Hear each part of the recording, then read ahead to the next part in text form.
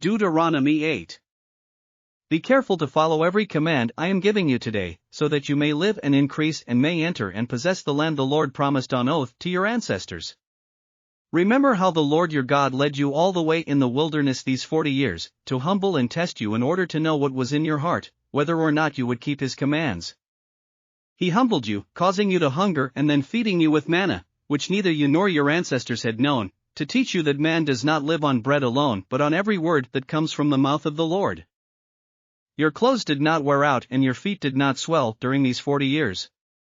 Know then in your heart that as a man disciplines his son, so the Lord your God disciplines you. Observe the commands of the Lord your God, walking in obedience to him and revering him. For the Lord your God is bringing you into a good land, a land with brooks, streams, and deep springs gushing out into the valleys and hills. A land with wheat and barley, vines and fig trees, pomegranates, olive oil and honey. A land where bread will not be scarce and you will lack nothing, a land where the rocks are iron and you can dig copper out of the hills.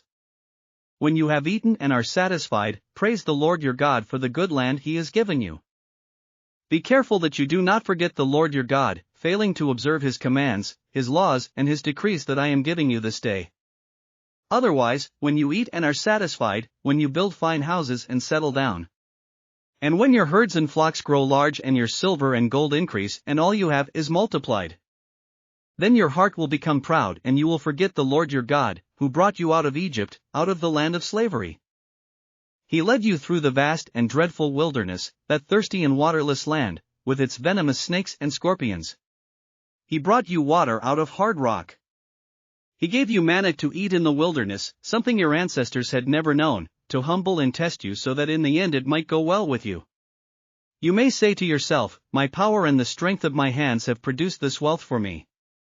But remember the Lord your God, for it is he who gives you the ability to produce wealth, and so confirms his covenant, which he swore to your ancestors, as it is today. If you ever forget the Lord your God and follow other gods and worship and bow down to them, I testify against you today that you will surely be destroyed. Like the nations the Lord destroyed before you, so you will be destroyed for not obeying the Lord your God. Thanks for listening to another chapter of the Bible. At My Faith Fuel, we believe a good coffee fuels your faith and energizes your day. Please visit myfaithfuel.com to explore our delicious coffee blends. Part of each purchase goes to training worshipers around the world. Thanks for listening.